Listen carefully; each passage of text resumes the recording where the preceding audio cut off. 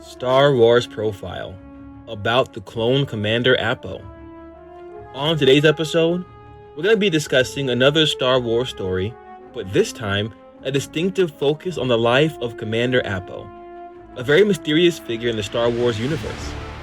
It's a bit confusing for so many, with his role and that of Rex in leading the 501st Legion. So we'll explain who Commander Appo really is. So without wasting much of your time, let's get to the video. Hey guys, welcome back to this channel, a Star Wars oriented channel, bent on entertaining both fans and non-fans of the Star Wars universe. And I am your humble host. Like I earlier mentioned, this episode focuses on the life of Appo, and we will discover who he really is and get to find out what happened to him. Commander Appo received training from the ARC Trooper Alpha 17, where he was originally given the name Appo. Initially, Appo, during the Clone Wars, he served under Captain Rex as a sergeant. Together, Rex and Appo managed to subdue the traitorous Jedi Pong Krell. Under Krell's command, Appo stood by the Jedi General on top of a cliff, while the other clone squads, led by Captain Rex, engaged the Umbarans in combat. After receiving the order to forming clone trooper platoons from Krell, Appo obeyed the order and organized a number of clone platoons that consisted of clone troopers and AT-RT mounted troops.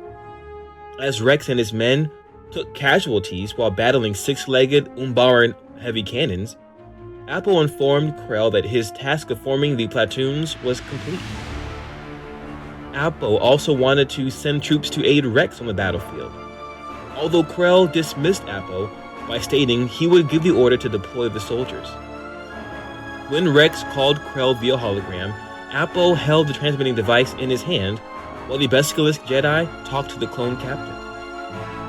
Rex informed the general that he made a plan to infiltrate a nearby Umbaran airbase. He dispatched two troopers, Hardcase and Fives, who entered the base undetected and board separate Umbaran starfighters. The use of the starfighters would help them take out the attacking six-legged mobile cannons. Though Krell did not support the idea, Rex nevertheless carried out his plan. As Hardcase and Fives left to infiltrate the airbase, Rex and the rest of his team stayed behind to continue their battle against the mobile cannons. But before we get further into the life of Appo, please take a moment to click on the red subscribe button and also like the video. Let's continue. During the war, Appo got promoted from sergeant to commander of the 501st Legion, which he accompanied Anakin Skywalker, newly appointed Sith Lord, to attack the Jedi Temple on Coruscant. When Senator Bail Organa went to the temple to investigate what had happened, Appo and several troopers met him on one of the temple's landing platforms. Appo informed Organa that there had been a rebellion, but when Organa tried to enter the temple, he drew his blaster on the senator and ordered him to leave.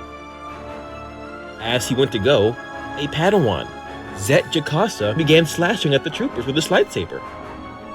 Appo ordered his troops to fire on Jacasa, only to be cut down by the Padawan. His fellow soldier, Sergeant Fox, killed Jacasa, but allowed Organa to escape. This attack seriously wounded Appo, but he survived and recovered, later filing a report on the death of Jacasa and a number of other Jedi killed in the temple. Approximately a month after the declaration of the Empire, Vader received word from spies that his former master, Obi-Wan Kenobi, was on Kessel. Against the orders of now Emperor Palpatine, he set out for that world. Unbeknownst to Vader, Palpatine dispatched Appo and Commander Bo to follow. This was fortunate for Vader. The intel about Kenobi had been a bait for trap laid by Jedi Master Shadei Potkin, and a bunch of Jedi waited on Kessel to kill him. Though Vader was able to slay several of them, including Potkin, the last three Jedi survivors, Sui Choi, Roblio Darte, and Justice Far combined their powers against Vader. Before they could kill him, Appo and Bo arrived and opened fire on the Jedi. After the clones killed the last of them, Appo informed Vader that Palpatine sought his presence. Following he and his men saving Lord Vader's life, Appo was killed on Kashyyyk by Jedi Master Roan Shrine. As with all troopers in the Grand Army, Appo was cloned in the intergalactic world of Kamino, where Kaminoan scientists used a genetic template of Jango Fett, a human bounty hunter, to make a clone army for the Republic. Before his promotion to the military rank of commander, he was a clone sergeant in the 501st Legion, led by General Anakin Skywalker and CT-7567 clone Captain Rex. During the Battle of Umbara, 501st Command was temporarily transferred to another Jedi officer, General Pong Krell, after Skywalker was called to Coruscant at the request of Supreme Chancellor Chief Palpatine. Sergeant Appo witnessed firsthand Krell's sacrificing spirit, but nonetheless faithfully carried out General's orders.